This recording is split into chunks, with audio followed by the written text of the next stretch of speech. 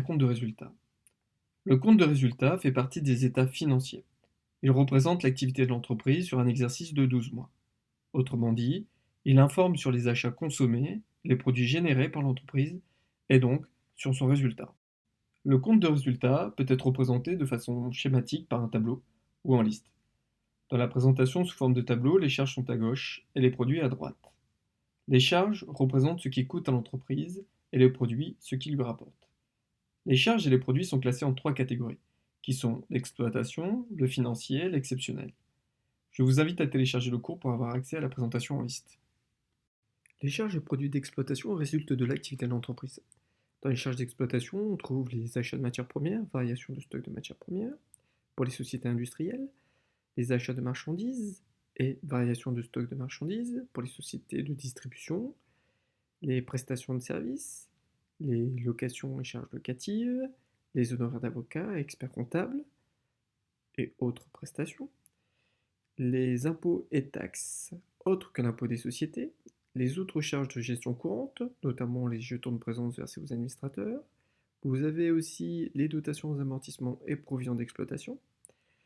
Une dotation aux amortissements est une perte de valeur d'un actif immobilisé résultant de son usure ou de son obsolescence, alors qu'une dotation aux provisions résulte d'une perte de valeur d'un actif en raison d'un événement probable, certain, mais non irréversible. Dans les produits d'exploitation, vous avez les ventes de produits finis pour les sociétés industrielles, les ventes de prestations de services et de marchandises. Vous avez la production stockée, qui correspond à la variation de stock de produits finis. La production immobilisée, qui correspond à une immobilisation fabriquée par l'entreprise euh, en utilisant ses propres ressources internes.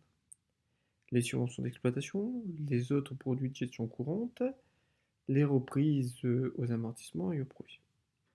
Les charges financières résultent du mode de financement de l'entreprise. Vous avez les charges d'intérêt générées par les emprunts, les pertes de change pour les sociétés qui achètent ou vendent des produits en devises autres que l'euro, et vous avez les dotations aux amortissements et provisions qui constatent la perte de valeur des actifs financiers.